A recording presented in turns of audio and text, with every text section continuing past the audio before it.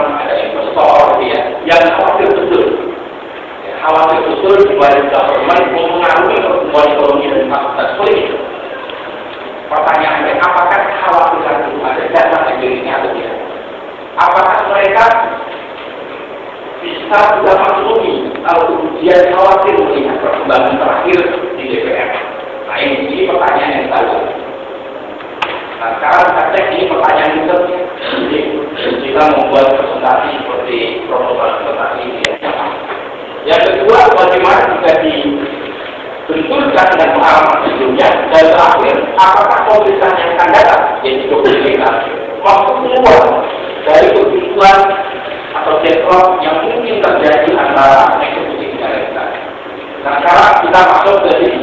Nah nanti pas temuan terutama pada kasus 192 kabupaten kota dan kita lanjutkan. Nah ini jadwal undang-undang takwa ekonomi nasional yang ini berbeda, sudah menjadi makhluk yang berbeda. Dalam teks tersebut disimpulkan bahwa dukungan partai terbesar di legislatif kepada eksekutif itu berpengaruh positif dan signifikan terhadap pertumbuhan ekonomi daerah. Bapak menjelaskan bahwa dukungan tersebut adalah dukungan yang bisa teridentifikasi, yaitu adalah ketika pilkada. Dukungan ketika pilkada. Dukungan setelah pilkada itu sulit sekali mencarinya. Sulit sekali saya menunjukkan informasinya. Ya bisa, tapi mungkin sampai kapan tugas saya akan selesai. Itu tentang relasi atau definisi dukungan dari partai terbesar. Argumentasinya adalah kepala daerah sebagai pimpinan eksekutif serta secara konstitusional memiliki kewenangan dalam mengajukan kebijakan-kebijakan serta pengelolaan keuangannya kepada Dewan Perwakilan. Itu ada potensi untuk terjadinya gaya government. Jadi kalau misalnya kabinetnya akan dimulai cukup memberikan harapan, saya kira mungkin di bagian government mungkin tidak terjadi mungkin ya. Ada potensi untuk itu. Jadi yang menjadi masalah ke depan adalah di bagian paling koordinasi yang berpecah. Baik antara eksekutif dalam pemerintahan Jokowi kita maupun juga dengan terutama dengan parlemen dengan DPR RI khususnya dan kemudian dengan partai-partai politik. Terus dari itu soal yang lain lagi biasanya itu juga anggota dewan. Ya paling jelas dari batasnya berapa lama ada tidak batas. Jadi sebagian kalau melihat polres kayak gitu itu agak mengerikan.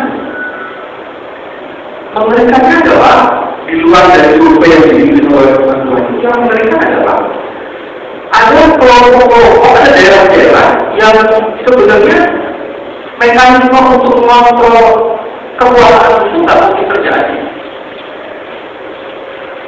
Nah kalau mekanisme kontrol tidak mungkin terjadi di suatu daerah, itu sudah pasti korupsi. Itu bagian pertama yang mulai dan itu terjadi.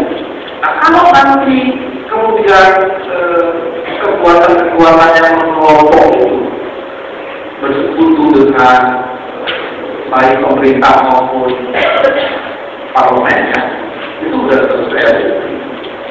Jadi politik dinasti yang korup akan berkembang dengan sangat hebat sekali. Itu yang bagian pertama yang menarik. Kedua, kalau dilihat lagi sebenarnya problem di parlemen itu sebenarnya problemnya dari partai. Ketika kita menargetkan partai yang menjadi bagian penting dari proses kekuasaan di Indonesia ini, maka kemudian kita akan keliru melihat masjid itu harus setiap minggu kotak amal dibuka, ya, diumumkan setiap minggu di setiap minggunya setiap Jumat. Tapi kalau kemudian kita lihat partai, ada tidak buka kotak amal dibukakan. Kalau Pak Jokowi berpegang teguh pada prinsip ini, maka republik ini punya catatan. Tetapi kalau Pak Jokowi menjaga posisi oke, pada jasa transaksional, maka korupsi banyak. Jadi pemerintah SBY kedua itu kan posisi pada jasa. Akibatnya transaksional, maka korupsi begitu besar sehingga kompromi terhadap partai. Maka saatnya kalau kita melihat sekarang adalah justru harus sekarang ini harus ada pemerintahan yang besar antara sistem presidensial harus ditegakkan, yaitu antara oposisi yang jelas dan pemerintah yang jelas.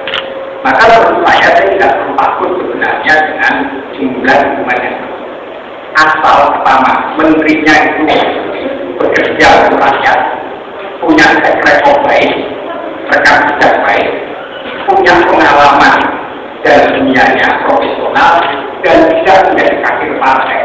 Maka menteri ini akan punya yang namanya martabat jika ketika menghadapi parlemen tidak lupa, karena dia akan dikontrol oleh rakyat. Nah, persoalannya adalah sekarang KPK juga harus transparan dalam arti KPK juga harus membicarakan ke publik sebagai tanggung jawab publik. Siapa-siapa adalah menteri yang terindikasi korupsi. Jika publik berat mengontrol hak publik, jadi KPK juga tidak boleh menyembunyikan, karena ini transparan publik.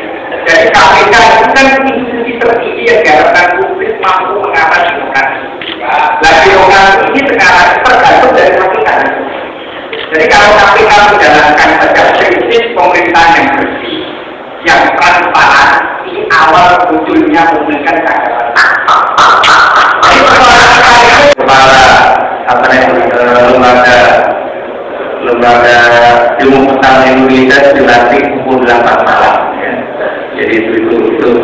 Saya juga tidak bisa mempertanyakan di mana reformasi birokrasinya. Ya. Saya termasuk orang yang ikut, tapi bukan karena saya salah, tapi saya juga tidak tahu kok tiba-tiba ujung-ujung langsung dilantik saja tanpa ada kejelasan mengenai bagaimana hasil fit and proper test itu sendiri.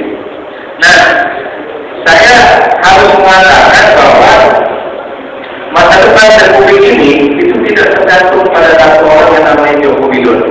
Ya. Walaupun saya juga banyak mengatakan bahwa saya setuju dengan Romo Beni bahwa dia memiliki satu kelihayan, bukan cuma di dalam berdiplomasi, tapi juga dia memiliki satu strategi dalam tanda kutip militer yang juga cukup kuat. Ya. Jadi apa yang terjadi dalam 1 minggu terakhir ini, ya, itu bukan sesuatu yang disebabkan oleh pendekatan politik dari Jokowi terhadap pimpinan DPR, MPR, DPD, dan pimpinan partai sepakat. Tapi itu diawali oleh sebuah strategi militer, di mana kemudian diisukan, ya, dan ini peran media massa cukup besar, ya, diisukan bahwa tanggal 20 Oktober itu belum tentu presiden dan wakil presiden terpilih itu dilantik oleh MPR. Ya. Dan itu Anda tahu, begitu di blow up oleh media massa dan itu dikemukakan oleh beberapa orang pengamat politik, ya, termasuk saya dan juga beberapa orang dari ahli hukum tata negara, ya, termasuk Serabi Isra, kemudian si Ujen yang dari UGM Mohtar saya ahli Mohtar, ya, gitu, ya, dikemukakan itu, dan kemudian terkelompok-kelompoklah saya yang ini dilakukan pelantikan itu, ya. Jadi itu bukan tanpa alasan, memang ada alasan, dan itu dalam militer itu disebut dengan operasi bukan big, ya, bukan cuma operasi kilat, tapi itu operasi yang berdasarkan preemptive strike, ya. Jadi sebelum Anda melakukan serangan, saya serang dulu, gitu, ya, kayak Bambang, ya. Sebelum Bambang menyerang saya serang dulu, ya. Jadi dia berpokok, ya. Yang bisa dilakukan cuma bagaimana membenarkan bahwa tidak akan ada kejadian tersebut, ya. Nah itu yang perlu saya perhatikan, ya. Jadi kalau misalnya kita berarti kalau akan Jokowi ini Jokowi ya kalau dengan apa wakil presiden, maka dia sebenarnya dia ada dengan parlemen yang solid. Kedua, yang kedua mengenai sejauh mana Jokowi akan mampu melakukan, kalau mungkin sudah pakai istilah eksplorasi dari